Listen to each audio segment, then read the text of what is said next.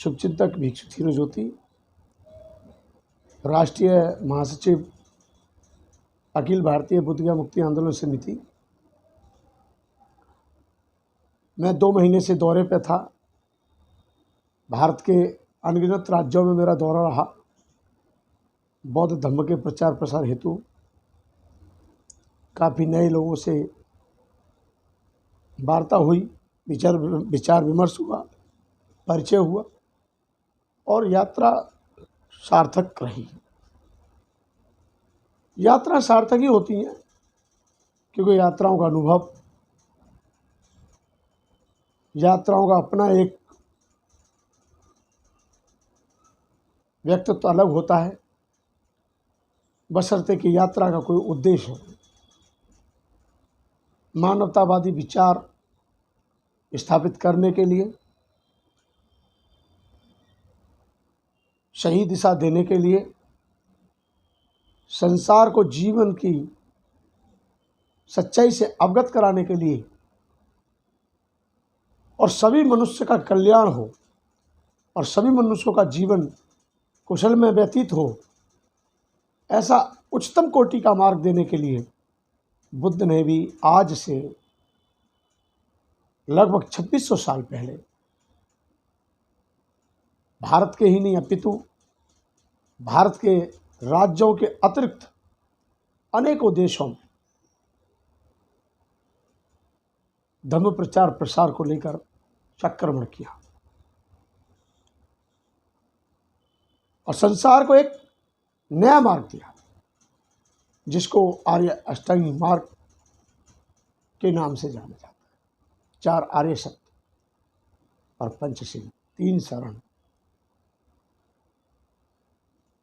ये मैं इसलिए बता रहा हूँ कि यात्रा करते रहे, घूमते रहे, कुछ हासिल ना कर सके तो फिर वो यात्राएं व्यर्थ है। और यदि आपका यात्राओं का उद्देश्य है मनुष्य से मनुष्य को जोड़ने का, व्यक्ति से व्यक्ति को मिलाने का, आम जनमानस में जाने के लिए कोई ना कोई उद्देश्य चाहिए। और हम सदैव, आज मुझे भिक्षु बने लगभग मुझे 20 साल हो गए, यात्राओं में मेरा अटूट विश्वास है। और ये यात्रा मैं अकेला नहीं कर पाया हूँ।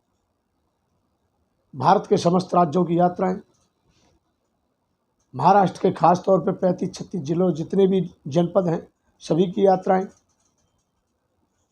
लगभग महाराष्ट्र के 3000 गांवों के लगभग की यात्राएं, इसके अतिरिक्त भारत के समस्त राज्य और कुछ देश। इन यात्राओं में उपासकों का, बौद्ध अनुयायियों का, इन सभी का अपने अपने सामर्थ्य एवं क्षमता अनुसार सभी का योगदान रहा है और सभी का योगदान मुझे प्राप्त होता रहा है। और उन उपासक गणों का महत्वपूर्ण योगदान तो ये है कि समय समय पर जो उनसे बनता है, कार्यक्रम से लेकर यात्राओं से लेकर अधिवेशन से लेकर के पत्रिका प्रकाशित होती है प्रज्ञा दर्पण, उसमें भी उनकी अपनी अहम भूमिका रहती है। मेरे प्रिय देशवासियों, जब हम यात्रा करने जाते हैं, सभी प्रकार के मनुष्यों से मुलाकात होती है। बहुत से लोग यात्राओं में जुड़ जाते हैं और वो ऐसे जुड़ जाते हैं जैसे लोग कल्पना भी नहीं कर सकते कि अपने भी हैं कोई, अपनों से भी ज़्यादा महत्व। अपने और पराये के लोग शायद मैं समझता हूँ परिभाषा अलग अलग तरीके से निकालते हैं। मेरा मानना तो सदैव ये है कि जो गुणवान है, सदाचारी है, शीलवान है और अच्छी सोच रखने वाला है, जिसकी बुद्धि विकसित मार्ग पर अग्रसर है, जो सभी के उत्थान के लिए, सभी के प्रति अच्छी भावना जो रखता है, मैं उसको अपना कह सकता हूँ। दुराचारी, शराबी, कबाबी, नशेड़ी, नशेबाज, विश्वासघात, झूठ बोलने वाला, चुगलखोर, ये मेरा तो क्या, ये कभी किसी समाज के नहीं हो सकते, किसी घर के नहीं हो सकते, किसी देश के नहीं हो सकते। इन लोगों के अंदर ही परिवर्तन लाना हमारा उद्देश्य है। इन लोगों के जीवन को बदलना और जीवन को एक अच्छे पथ पर ले जाने के लिए उनको आकर्षित करना और उनको जोड़ कर रखना, यही हमारा उद्देश्य है। बहुत से लोगों का कहना होता है कि बहुत भिक्षु पैसे के लिए घूमते हैं, इसके लिए घूमते हैं, उसके लिए घूमते हैं। देखिए, आवश्यकता आविष्कार की जननी है। आज बिना सहयोग के कोई ट्रेन में नहीं चलने देगा, क्योंकि समय परिवर्तनशील है। बुद्ध के समय पर बुद्ध के हिसाब से समय था। बुद्ध ने खुद कहा कि समय परिवर्तनशील है। आवश्यकता आने पर आज फ्लाइट से भी जाना होता है, आवश्यकता पड़ने पर हम ट्रेन से भी जाते हैं, आवश्यकता पड़ने पर पास में तो हम पैदल भी जा सकते हैं, दूर है तो कोशिश करेंगे कि अगर समय है हमारे पास तो हम उस हिसाब से जाएंगे, और समय नहीं है तो उस हिसाब से जाएंगे। और जो उपासक लोग सहयोग करते हैं वो मुझे नहीं करते हैं, वो धम्म के लिए करते हैं, समाज के मिशन के लिए करते हैं। अपना अनुदान वो इसलिए देते हैं कि कहीं ना कहीं मिशन का काम, धम्म का काम, सामाजिक काम हो रहा है, इसलिए वो अपना बढ़ चढ़कर साथ और सहयोग प्रेम पूर्वक करते हैं। मैं उनका पुनः साधुवाद करता हूँ। हाँ, मैं एक माध्यम हूँ, उनके द्वारा दिए गए योगदान को सही जगह पर लगाना, उस दान का सदुपयोग करना, सही दिशा में खर्च करना, वो मेरा उद्देश्य है।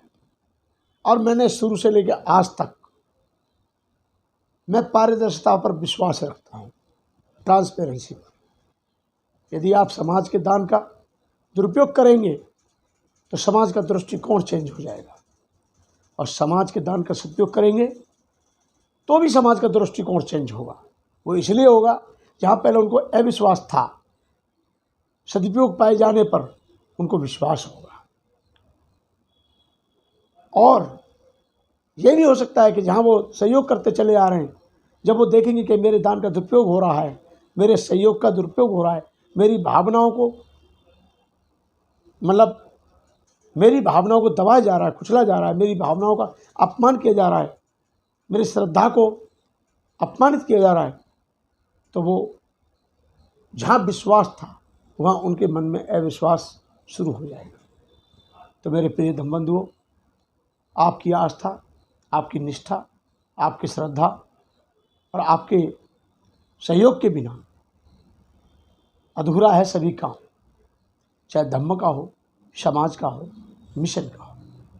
और ये जब भी पूरा हो सकता है जब आपकी मन में दृढ़ संकल्प, कुछ ना कुछ सहयोग सामर्थ्य अनुसार, क्षमता अनुसार। सभी सहयोग धन के नहीं होते हैं, बल का भी सहयोग होता है, बुद्धि का भी सहयोग होता है, विवेक का सहयोग होता है, सही समय पर सही दिशा देने वाले व्यक्ति का भी बहुत बड़ा सहयोग होता है। और जिसके पास जो सामर्थ्यवान है वो यदि अपनी जिम्मेदारी समझकर धम्मदान करते हैं तो ये पुनीत कार्य है, और इस पुनीत कार्य में वो अपनी कहीं ना कहीं सहभागिता निभा रहे हैं, वह पुनः साधुवाद के पात्र हैं। मेरा आप सभी उपासकगणों के लिए मंगल मैत्री है। आपका जीवन सुख शांति पूर्वक एवं कुशल पूर्वक व्यतीत हो, और आप जीवन में दिन प्रतिदिन, क्षण प्रति क्षण, जैसा कि मैं अपनी पहली वीडियो में बोलता चला आया हूँ, आज भी बोलूँगा, जब आप कभी अपने आप को थका महसूस करें, हारा हुआ महसूस करें, मायूस महसूस करें, निराशा में अपने आप को ले जाएं, निराशा वाली घड़ी में यदि अपने आप को ले जाएं और जब आप टूट जाएं, जब आप पूरी तरह से खंडित हो जाएं, जब आपके मन में प्रबलता ना बचे, तो बैठकर शांति पूर्वक बुद्ध की प्रतिमा को या बुद्ध की चित्र को निहार लेना। उनसे आपको बल मिलेगा, आगे बढ़ने का साहस मिलेगा। बुद्ध एक शांति का प्रतीक है, बुद्ध एक कर्म का प्रतीक है, कर्मशील प्रक्रिया का प्रतीक है बुद्ध। इसलिए जीवन में अपने आप को निराशावादी ना बनाएं, आशावादी बनाएं। बुद्ध कहते हैं कि हमें क्षण प्रति क्षण आशावादी होना चाहिए और क्षण प्रति क्षण हमको प्रयासरत रहना चाहिए और हर क्षण हमको हिम्मत नहीं हारनी चाहिए। और हमें कहीं ना कहीं ये शिक्षा, ये बुद्ध का ज्ञान, बुद्ध की देशना हम सबको आगे ले जाने का कार्य करती है। आप पंचशील का पालन करते रहें, बुद्ध की शरण में अपने आप को नतमस्तक करें, बुद्ध के ज्ञान का पालन करते रहें, आचरण में लाएं, जीवन में उतारें। और मैं समझता हूँ कि बुद्ध को छूने के बाद व्यक्ति दुखी रहे, असंभव, ये संभव हो ही नहीं सकता, असंभव हो ही नहीं सकता, ये तो संभव है। इसका मतलब है बुद्ध को छू लिया और बुद्ध के ज्ञान को नहीं छुआ, बुद्ध के बात को नहीं माना, बुद्ध के ज्ञान को नहीं माना, तो बुद्ध के मार्ग पे नहीं चले, इसलिए आप दुखी हैं। जब पूर्ण रूप से आप बुद्ध के मार्ग का अनुसरण करेंगे फिर आप दुखी रह ही नहीं सकते। हाँ, दुख तो एक, ये मान के चलिए, एक हमारे जीवन का हिस्सा है। दुख से मुक्ति का मार्ग ही तो बुद्ध ने बताया है। भगवान बुद्ध ने कहा मैं मार्गदाता हूँ, मुक्तिदाता नहीं। चलना आपका ही काम है। आप सब लोग बुद्ध के मार्ग पे चलें, आपके बच्चे उच्च शिक्षा प्राप्त करें, बाबा साहब डॉक्टर अम्बेडकर के सपने को साकार करें, देश का नाम रोशन करें, आप सभी का जीवन प्रगति के मार्ग पर अग्रसर रहे, ऐसी मैं मंगल मैत्री करता हूँ। तथागत सम्यक संबुद्ध से आप सभी को पुनः साधुवाद।